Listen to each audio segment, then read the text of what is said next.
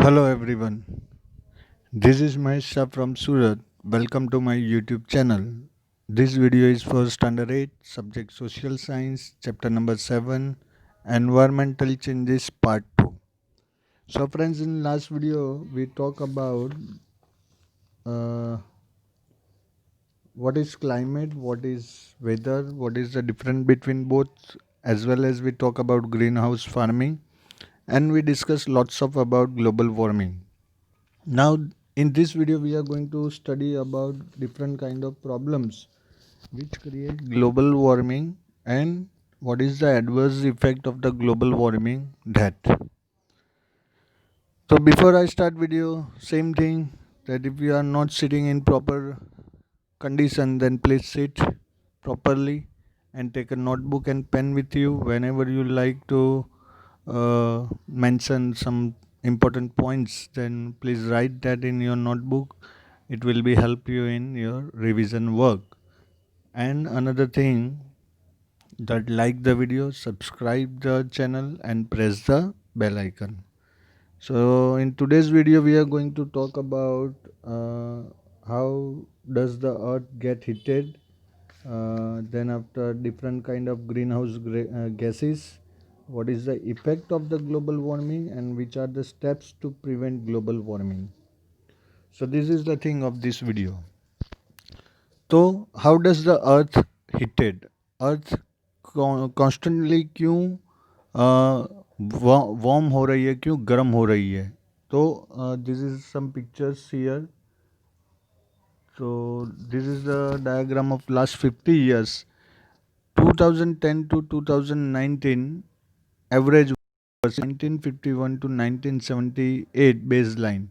तो यहाँ पे हमें देखने को जो मिल रहा है वो टेम्परेचर जो है वो इंक्रीज किस तरह से हो रहा है उसके बारे में है. ये देखिए कि 1999 में अर्थ की सिचुएशन क्या होने वाली है. अब 2020 टू 29 ये फ्यूचर प्लानिंग है हमारा कि project changes in surface temperature relative to 1980 to 1990 benchmark. तो ये जो टेम्परेचर है वो किस तरह से इंक्रीज हो रहा है उसका एक प्रोजेक्शन है. तो अभी की सिचुएशन ऊपर वाला जो पिक्चर है वो है, और नीचे जो फ्यूचर में आज से 50 इयर्स लेटर जो सिचुएशन होने वाली है वो है. अब आप यहाँ पे देख सकते हैं कि ये देखिए यहाँ पे अर्थ कैसी दिखती है, यहाँ पे 2099 में कैसे दिखेगी वो यहाँ से क्लियरली इंडिकेट हो रहा है. अब ये एक और है. तो 1986 टू 2005 एंड 2081 टू 2100 में सिचुएशन क्या होने वाली है उसके बारे में ये पिक्चर है.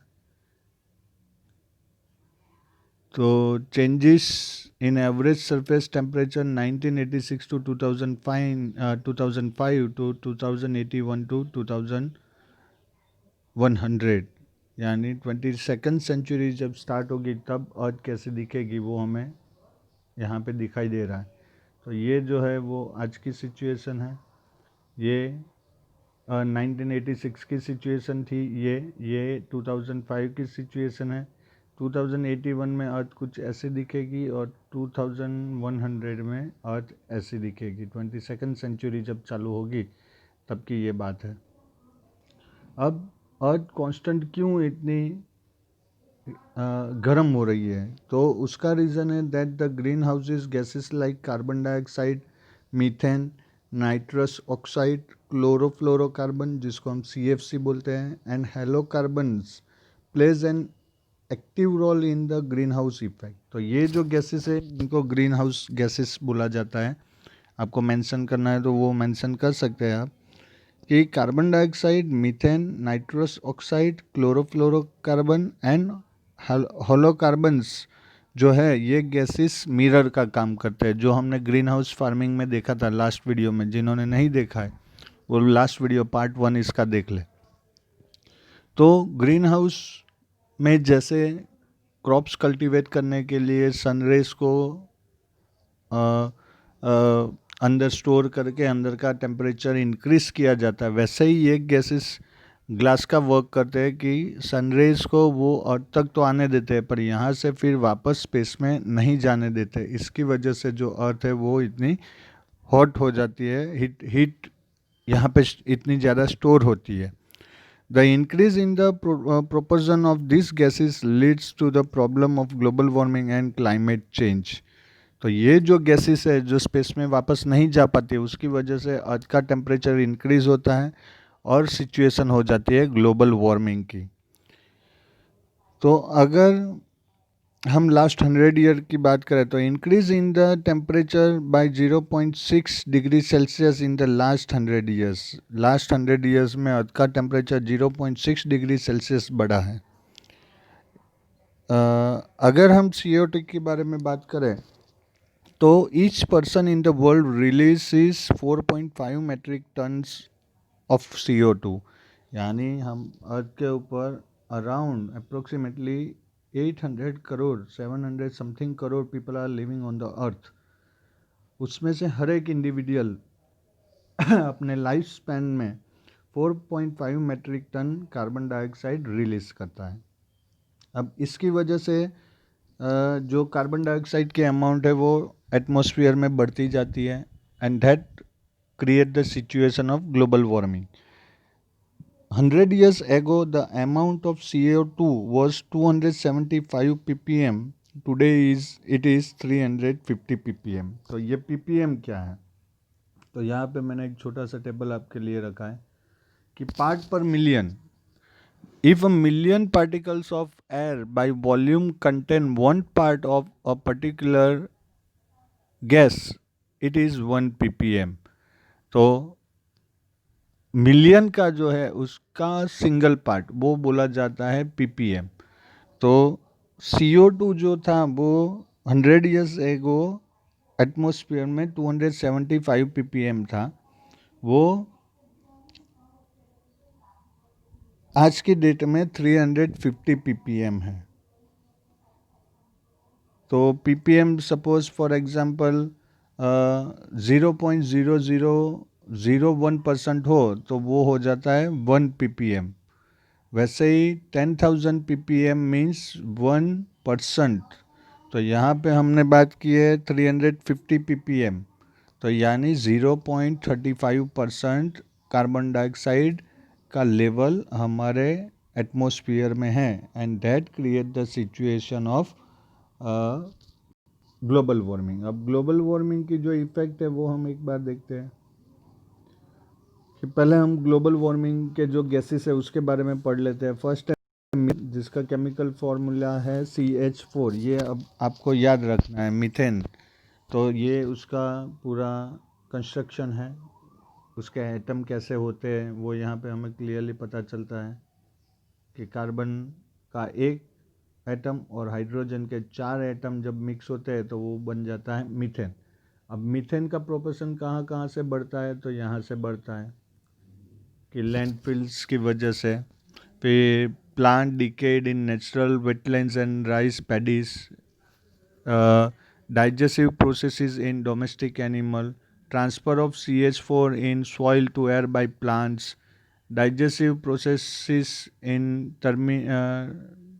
termites, burning biomasses। तो ये सब रीज़न है जिसकी वजह से CH4 जो है वो एटमॉस्फेयर में ऐड हो जाता है।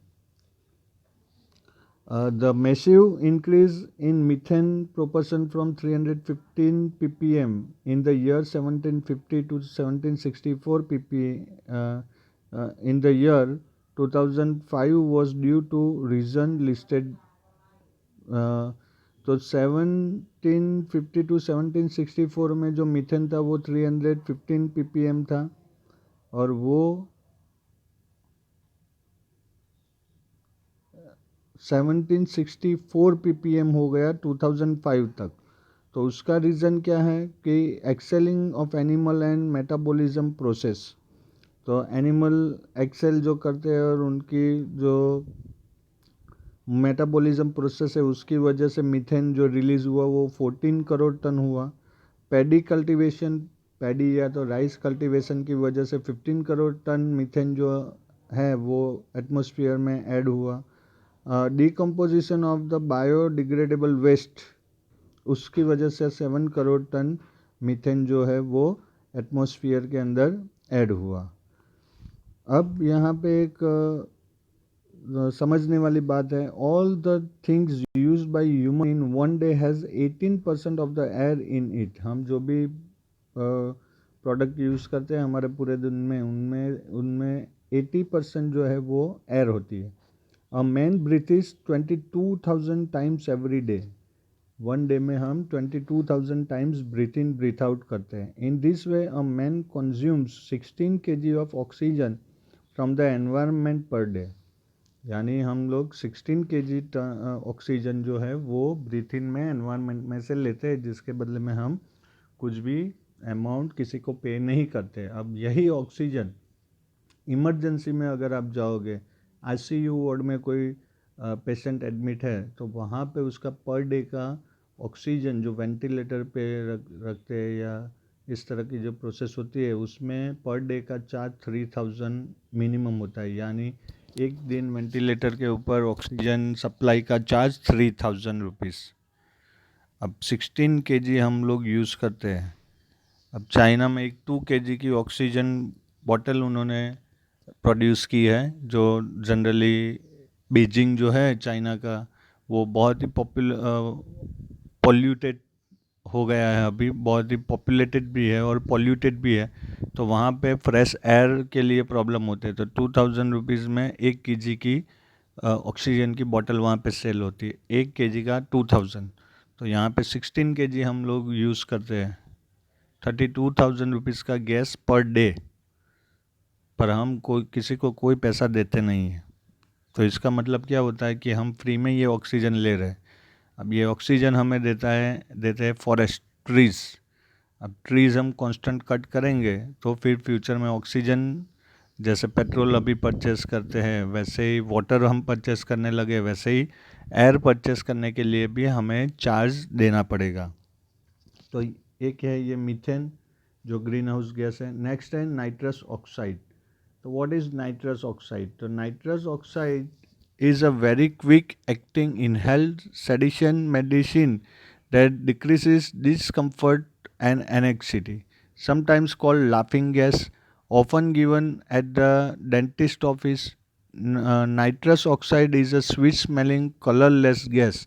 It is heavier than air or oxygen. What does that mean? uh, तो नाइट्रस ऑक्साइड जो है उसका केमिकल फॉर्मूला है N2O, यानी नाइट्रोजन के 2 एटम और ऑक्सीजन का 1 एटम। अब नाइट्रस ऑक्साइड यूज़ कहाँ पे होता है? तो anaesthetic agent in medical, dental and veterinary operatories, food processing, propellant, component of certain rocket fuels, oxidant for organic compounds, nitrating agent for alkali metal. और ये यहाँ इसके यूज़ की वजह से नाइट्रस ऑक्साइड प्रोड्यूस होता है, तो वो इंक्रीज़ हो गया है। The proportion of nitrous oxide has increase from 270 ppm to recent 319 ppm। तो सीधा यहाँ पे 49 ppm का डिफरेंस आ गया है। नेक्स्ट जो गैस है, ये नाइट्रस ऑक्साइड कहाँ से कितना इमेंस होता है, उसका एक ग्राफ है कि ये अलग अलग जगह पे से नाइट्रस ऑक्साइड जो है वो एटमॉस्फेयर में ऐड होता है। नेक्स्ट जो सबसे डेंजर है एक, वो है क्लोरोफ्लोरोकार्बन। तो CFC substances are not so friendly. तो ये यहाँ पे एक ग्राफ है जहाँ से CFC जो होता है वो एटमॉस्फेयर में ऐड होता है, और ये ओजोन लेयर के लिए सबसे डेंजरियस है। इसकी वजह से ओजोन लेयर में डैमेज होता है और सनरेज जो अल्ट्रावायलेट रेज है वो अर्थ तक आती है, और उसकी वजह से बहुत सारे प्रॉब्लम्स क्रिएट होते हैं। तो CFC में आप देख सकते हैं किस तरह से उसका फॉर्मूला है, chemical formula. C means carbon, Cl means chlorine and F means fluorine. तो ये केमिकल फार्मूला भी आपको याद रखना है। अब ये किस तरह से इमेंस होता है? तो रेफ्रिजरेटर से 26%, फॉर्म्स से 25% और एरोसोल से 26% जो हाईएस्ट रेशियो है वो यहाँ से इस तरह से CFC एटमॉस्फेयर में ऐड होता है, chlorofluorocarbon. Due to the use of foam, plastic, refrigerators, AC circuit, aerosol spray, the particle having the size ranging from 1 micron to 10 micron is known as aerosol। यानी जो पार्टिकल होते हैं, dust particle या कोई और gases particle जो 1 micron से 10 micron की रेंज में होते हैं उनको एरोसोल बोलते हैं। और ये CFC इंक्रीज करने में हेल्प करते हैं। तो मैक्सिमम जो CFC ऐड होता है वो रेफ्रिजरेटर और AC एयर कंडीशनर के ज़्यादा यूज़ की वजह से ये होता है। अब यहाँ जानने वाली एक बात यह है कि as per the resolution passed by the UN on 23 January 1995, 16 September is observed as the ozone day. After 1980 year 2007 was the hottest year। तो ये ग्लोबल वार्मिंग इंक्रीज होने का रीज़न यही है कि अल्ट्रा वायलेट रेस जो है सन की वो इजीली यहाँ पे अर्थ तक आ जाती है और यहाँ से वापस उनको बाहर जाने का रास्ता मिलता नहीं है। और ये सब गैसेस है जिसकी वजह से एक ग्लास जैसा अर्थ के एटमॉस्फेयर में क्रिएट होता है और ये जो गैसेस है वो स्पेस में नहीं जा पाती है और इसकी वजह से ग्लोबल वार्मिंग सिचुएशन क्रिएट होती है। अब ग्लोबल वार्मिंग की इफ़ेक्ट तो यहाँ कुछ पिक्चर्स हैं, ये देखिए। इस तरह से गर्मी बढ़ने की वजह से ये ग्लेशियर मेल्ट हो जाते हैं। फिर ये अलग अलग सिचुएशन है, ओशन लेवल बढ़ेगा वाटर तो वहाँ के जो नियरेस्ट रीजन है वो सबमर्ज हो जाएंगे। ये देखिए पूरा ड्राई हो जाएगा, मॉनसून नहीं होगा। तो ये सब ग्लोबल वार्मिंग के इफ़ेक्ट है। Changes are observed in the growth and development of the vegetation. Certain species of bird are now disappearing, such as sparrow and vultures. 2000 glaciers of Himalaya have receded, melted। तो glacier की हम बात करें, ये देखिए glacier के कुछ pictures हैं यहाँ पे। 1980 में देखिए क्या सिचुएशन थी। फिर 2005 में ये ग्लेशियर्स की सिचुएशन क्या हो गई। ये और कुछ ग्लेशियर है। 2001 में ये ग्लेशियर देखिए पूरा यहाँ पे आपको ये आइस दिखेगा। ये 2007 में वो मेल्ट होने लगा और 2009 में देखिए इतना बचा। ये है 2009 में और ये 2000 में देखिए ग्लेशियर पूरा ख़त्म हो गया यानी ड्राई हो गया। और ये भी अलग अलग पिक्चर्स हैं अलग अलग ईयर की। 2005 में देखिए कितना था, 2006 में फिर मेल्ट ये वाटर बनने लगता है फिर देखिए। और 2015 में तो वो वाटर रिवर भी एकदम ड्राई होने लगी है। इस तरह से अर्थ का एटमॉस्फेयर इंक्रीज हो रहा है। सेकंड जो है, there has been an increase in natural calamities like famine जो नेचुरल डिजास्टर जो होते हैं वो बढ़ रहा है। फैमिन है यानी ड्रॉट जिसको बोलते हैं, साइक्लोन है, एक्सेसिव रेन है, flood in the last 10 years. यानी कभी भी कहीं पे भी एक्सेसिव रेनफॉल हो जाती है, कहीं पे बिल्कुल नहीं होती है और इसकी वजह से पूरा climatic disturbance, natural disturbance create हो रहा है।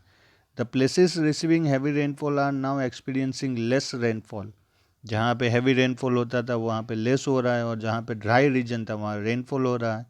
Rajasthan and Dubai experience heavy rain and there is a scanty of rain in Cherrapunji.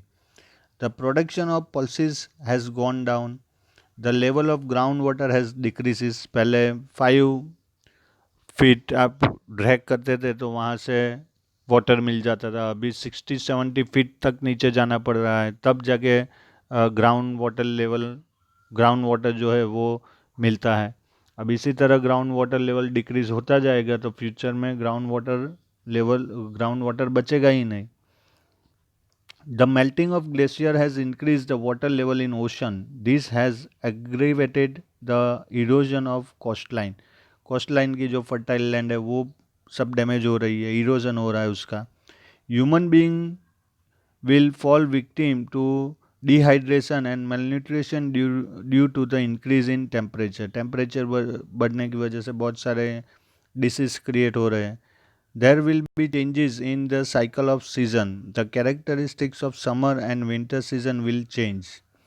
तो अब कोई भी सीज़न पर्टिकुलर टाइम पे नहीं स्टार्ट होती है, कभी आगे पीछे टाइम हो जाता है।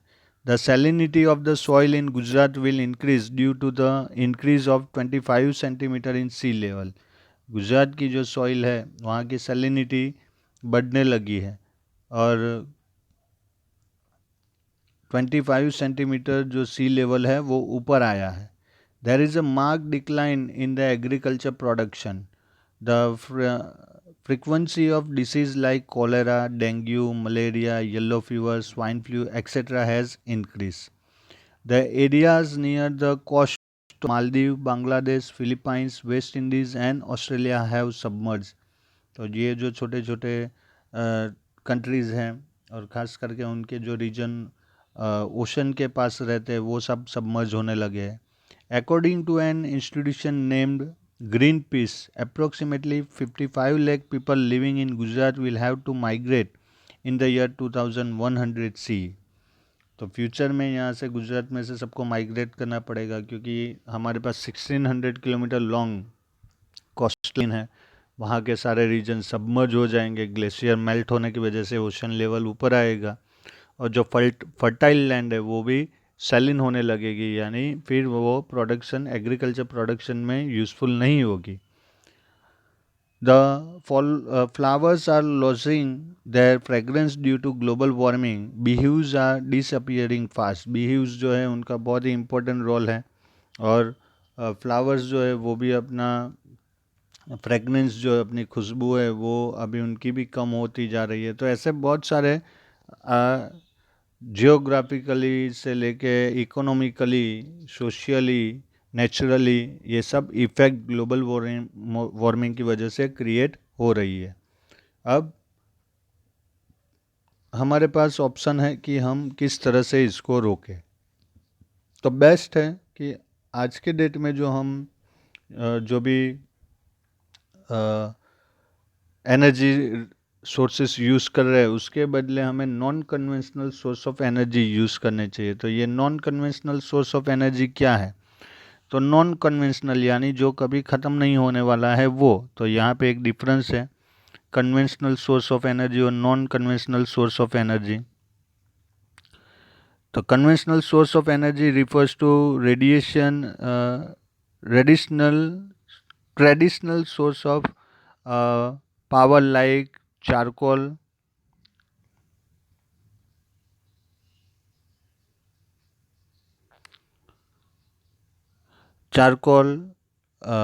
फायरवुड, कोल, पेट्रोलियम एक्सेट्रा, जिसकी वजह से ये पॉल्यूशन स्प्रेड होता है, ये ग्रीन हाउस गैसेस क्रिएट होते हैं।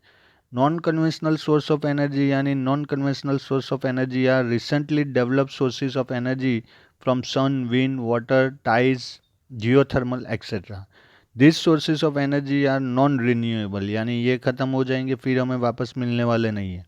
Non conventional source of energy है वो रिन्यूएबल है, यानी एक बार ख़त्म हो जाएंगे फिर यानी ये ख़त्म ही नहीं होंगे, ये लॉन्ग लास्टिंग है। जैसे सन रेज, तो जब तक सन है तब तक हमें मिलेगी, विंड है वो भी ब्लोती ही रहेगी, ओशन में इतना सारा वाटर है तो वो भी रहेगा। Generation of energy is expensive, ये कन्वेंशनल सोर्स ऑफ एनर्जी। अब पेट्रोलियम आप देखिए, पेट्रोल की प्राइस 50 ईयर्स पहले कितनी थी, आज कितनी है। अब ये फ्यूचर में बढ़ने वाली है क्योंकि इसकी क्वांटिटी कम होगी, वैसे प्राइस बढ़ेगी। नॉन कन्वेंशनल सोर्स में क्या होगा, initial cost of generation is high but cheaper in the long term. Starting में ये पॉसिबल है कि ये कॉस्टली है क्योंकि टेक्नोलॉजी नहीं आती है तब कॉस्टली होती है, फिर वो रेगुलर यूज़ में आती है तो वो चीपर हो जाती है, सस्ती हो जाती है। They cause large scale pollution, conventional source of energy से पॉल्यूशन बढ़ता है और non conventional source of energy से they are eco friendly source of energy, इससे कोई पॉल्यूशन नहीं स्प्रेड होगा। जैसे आप सोलर कार यूज़ कर रहे हैं तो उससे पॉल्यूशन नहीं होगा, सोलर एनर्जी यूज़ कर रहे हैं तो उससे पॉल्यूशन नहीं होगा। तो ये हैं हमारे non conventional source of energy. इसको हम अगर एक्सट्रीमली यूज़ करना सीख जाए तो हम फ्यूचर में ग्लोबल वार्मिंग को प्रिवेंट कर सकते हैं। इसके अलावा हमारे पास कौन से स्टेप हैं वे टू स्टॉप ग्लोबल वार्मिंग? तो reduce the use of source of that release CO2 जहाँ से प्रोड्यूस होता है उसका यूज़ कम करो। Afforestation and conservation of forest should be done. Forest जो कट हो रहा है कंटिन्यूसली उसको बंद कर दो और ज़्यादा से ज़्यादा ट्रीज ग्रो करो। Growing trees help to reduce carbon dioxide, क्योंकि ट्रीज को अपना ग्रो करने के लिए कार्बन डाइऑक्साइड चाहिए। अब जितने ज़्यादा ट्रीज हम ग्रो करेंगे उतना कार्बन डाइऑक्साइड लेवल एटमॉस्फेयर में से कम हो जाएगा। Avoid the use of plastics का यूज़ बंद कर दीजिए। Optimum use of manure and pesticides, कम से कम मैन्योर जो आर्टिफिशियल मैन्योर है और पेस्टिसाइड्स है उसका यूज़ कम से कम करना चाहिए।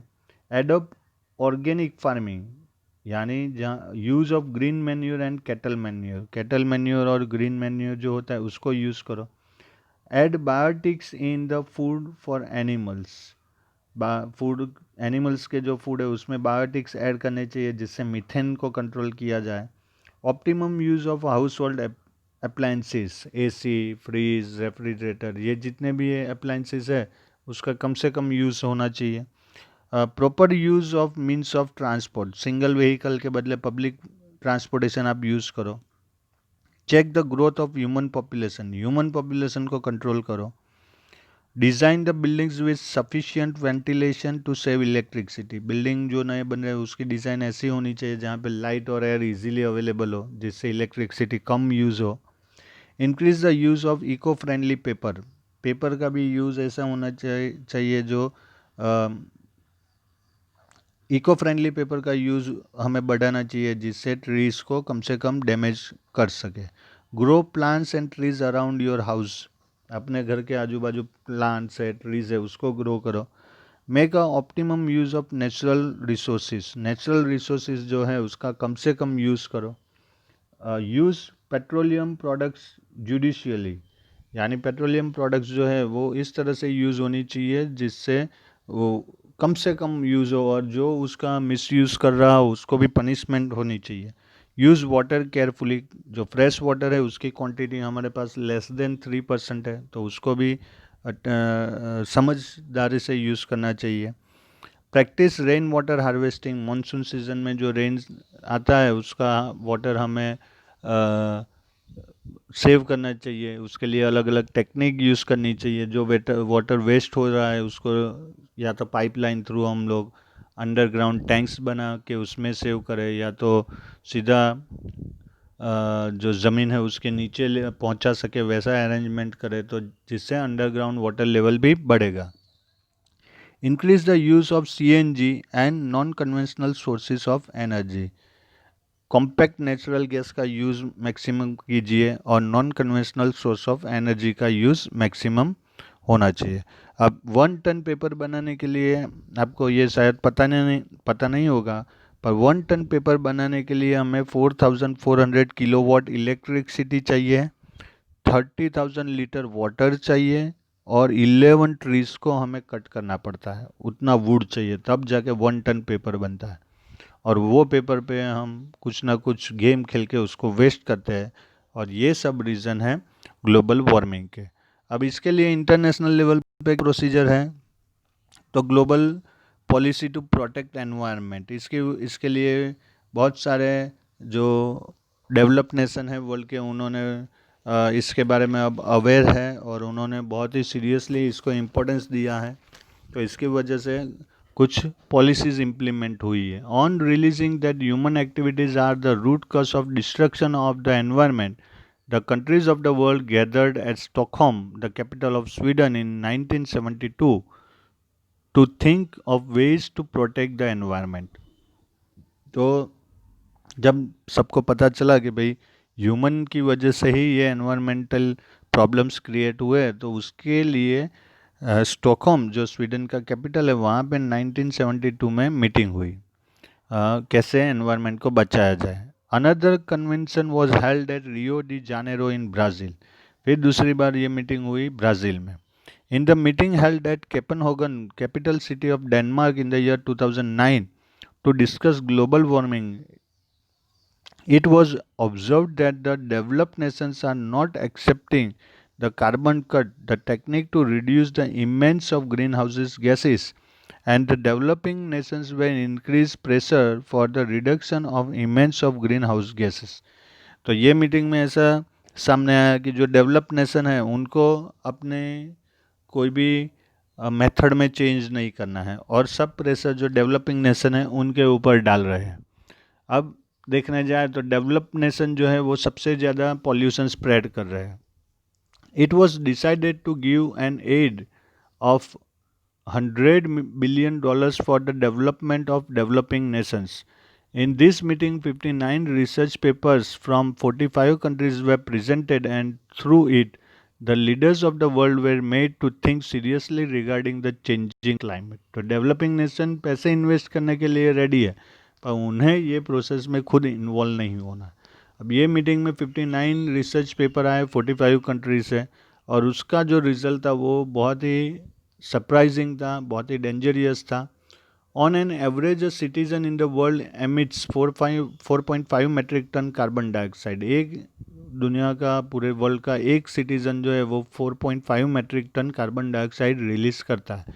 उनमें से अगर डेवलपिंग नेशन की बात करें जैसे इंडिया, तो Indian citizen emits 1.2 metric ton carbon dioxide.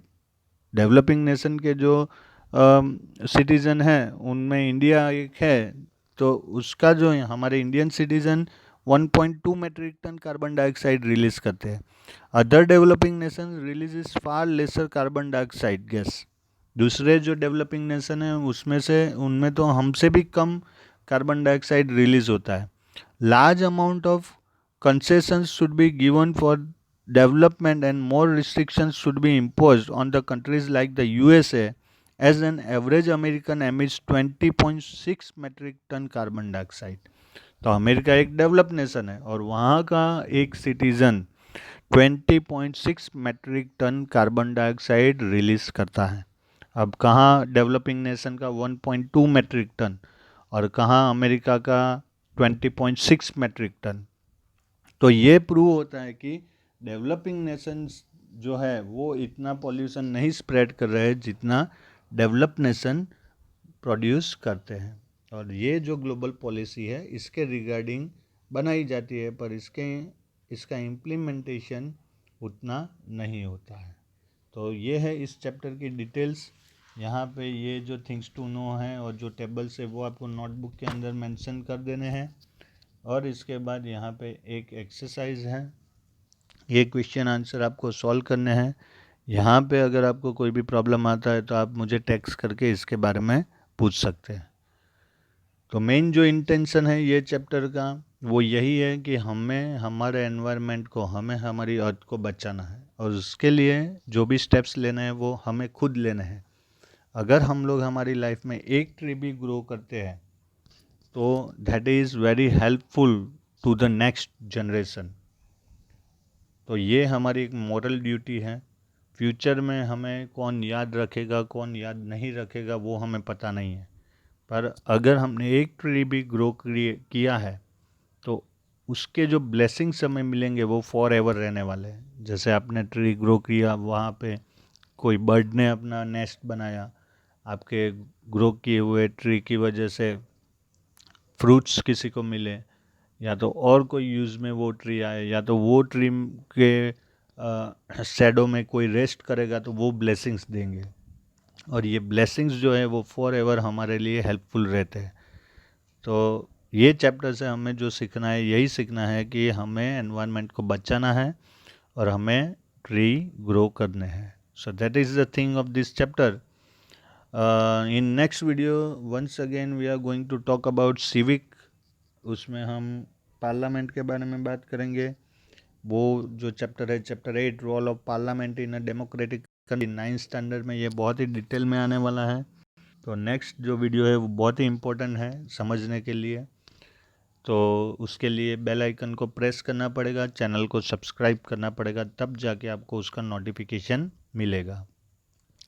तो ये क्वेश्चन आंसर के रिगार्डिंग कोई भी आपकी क्वेरी है तो आप मुझे टेक्स्ट करके पूछ सकते हैं।